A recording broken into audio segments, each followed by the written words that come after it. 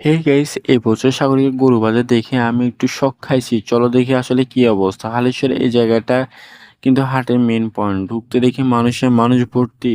ছোট থেকে বড় সবাই ঘুরতেছে, দেখতেছে এবং উপভোগ করতেছে গরুর হাট। এখানে মানুষ কিন্তু নানা টাইপের, কেউ কোরবানির জন্য গরু খুঁজতেছে, কেউ ভিডিও বানাতে আসছে আমার মতো, আবার কেউ শুধু বন্ধুদের নিয়ে ঘুরতে এসেছে।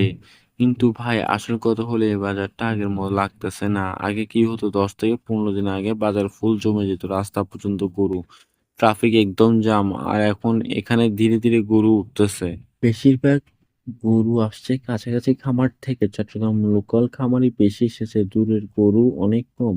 আর আগের মতো নেপালি গরু, দুম্বা, উটে এবার একদমই চোখে পড়লো না। আরেকটা জিনিস একটু চোখে লাগলো, দেশি গরু চেয়ে ইন্ডিয়ান গরু বেশি, বিশেষ করে বড় গরু প্রায় সবে ইন্ডিয়ানই। তো মার্কেট দেখে মনে হচ্ছে ছোট আর মিডিয়াম গরু বেশি বিক্রি হচ্ছে, বড় গরু এখনো কম।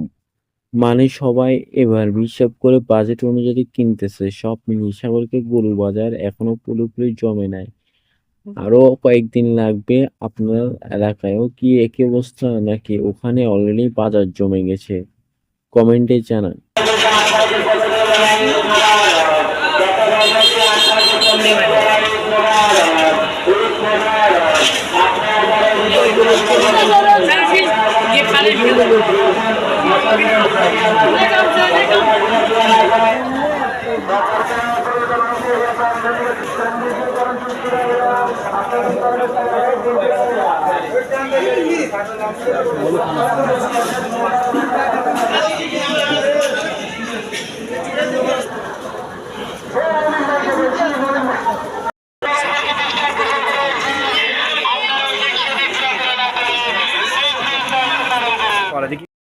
কোরবানি ঈদুল আজহাকে কেন্দ্র করে গরুর হাট বসেছে সাগরিকা গরু বাজার। আমি কি তাতে যাবো না? কখনো কি হয়?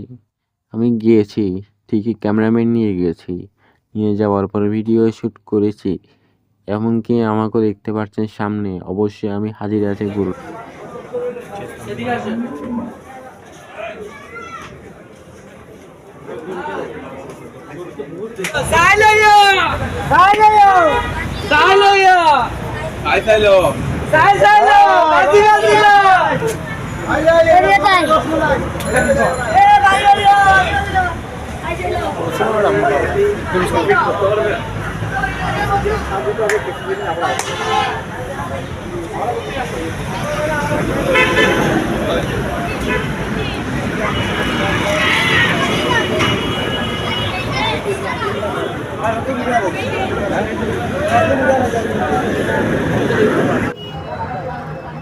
বাবা